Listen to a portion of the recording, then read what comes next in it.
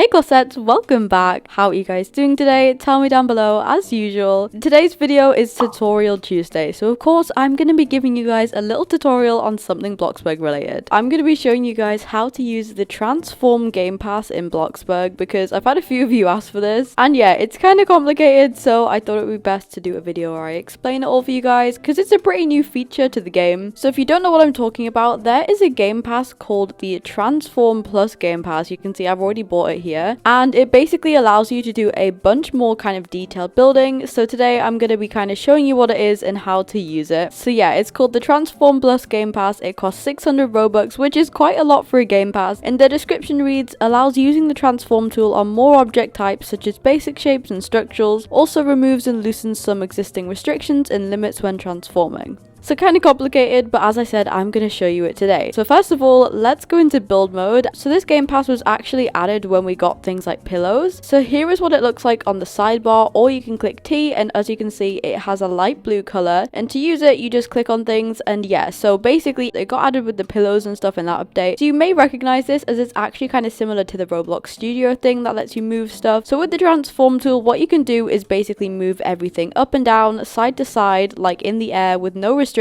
and you can also rotate this like every kind of angle with no restrictions, and you can put it on the small placement grid, and obviously you can do it very precisely on the small placement grid. Like there's a lot more angles than before, and yeah, it just allows you to place things kind of like in a lot of more kind of unique places in the air, like on the side of walls. So yeah, it was added in that update, and you can actually use it on pillows without owning the game pass. You can use it on pillows and I think blankets, and you don't need to own the game pass for that, but to use it on other stuff you do need the game pass. So for things like basic shapes and structurals, you need the game pass to be able to rotate them. So I've got a basic cube here, and let me place down a structural as an example. I've got these placed down here, and if we click T, as you can see, I can transform them. The same as the pillow, you can basically do whatever you want with this. It's super good for detail, and the same with the structural parts. You can literally move structural parts after you've placed them down, which is so good. Super good for kind of building stuff, especially really precise stuff. So if you've got like a really small thin structurals and then we transform these, obviously we can like build stuff with these. But yeah, that's how you use it. You obviously have the sideways arrows and the up and down ones, and then the side ones on this side, and then all the little circles you can see, like the little glowing orbs, the red, the blue and the green, are different angles of rotation. So if you click the orbs, you can use them to rotate it in the directions shown. But as the description of this tool says, you can only use it on basic shape and structural parts, or pillows and like blankets obviously. So I'm going to show you how you can basically use it on any object. So say you got a basic shaped cube, so you can't really see this, let me make it blue like the transparent ones, and make this quite small. This is what I normally do. You can then place an object on it.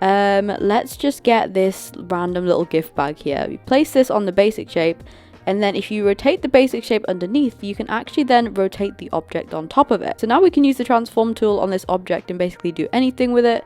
For example, if I wanted to put it on this table over here, we could move it over here, and then we could lower this down onto the table, and we could basically lower it so that the basic shape's inside the table, or we could rotate it, and then the gift bag is now on its side. So yeah, you can basically place any object on top of a basic shape, and then that allows you to obviously move the object. But if you can see here, when I'm hovering over the bag with the tool, it doesn't highlight, because you can't move the object by itself. But as soon as it's on top of a basic shape and you select the basic shape, you can then move it around, because you're technically just moving the shape and the object's just on top of it. This doesn't work with everything. For example, if we got a chair and we put this on a basic shape, you couldn't move it with that because you can't kind of move chairs when they're on objects. But for like food and small items and decorations like that, it basically works for most things, I guess. Just not big things like furniture. See, it doesn't work for this countertop either, so you can't do the countertop. But yeah, for small objects, it works. Also, what people tend to do, they use this tool to kind of put decals in more specific places. So if I got a painting quickly, we're just gonna get one of these, and we put this on the tiny basic shape again. As you can see, it's obviously on the side because paintings normally just go to the side of objects or walls. But if we use the transform tool here and we move the shape on the bottom,